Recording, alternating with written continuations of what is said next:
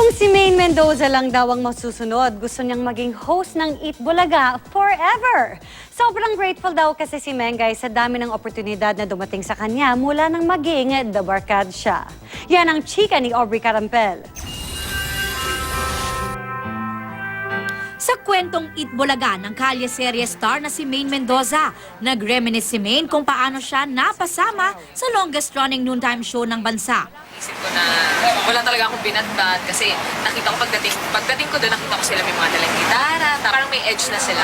Para sa akin na wala lang, parang wala, normal lang. Fulfilled man sa naging experience, hindi na raw noon umasa si Maine na makakapasa. Pag-uwi ko naisip ko na, ay wala na, wala akong chance dito.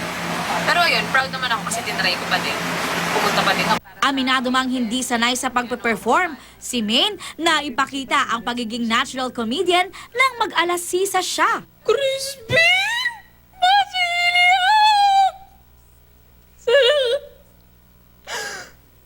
Asan na kayo?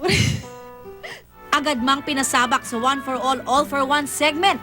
Pinatunayan ni Yaya Dab na may ibubuga siya. At isang taon matapos yan, napakalayo na ng narating ng Dub Smash Queen. From nobody, nabigyan ako ng chance sa maging host dito, na maging parte ng Ipula. So isang napakalaking karangalan sa akin, ang pabilang talaga dito. Ewan ko, ang saya sa feeling eh, parang, kasi ang saya talaga sa... Swerte na talaga! Ako, okay na ako na mag-host ng dito forever. Habang buhay, for the rest of my life, hanggang sa mamatay ako, okay lang na wala akong gawin dito sa showbiz, basta mag-host na ako. Basta na ako nagsimula doon din ako mag-host. Aubrey Carampel updated sa showbiz happenings.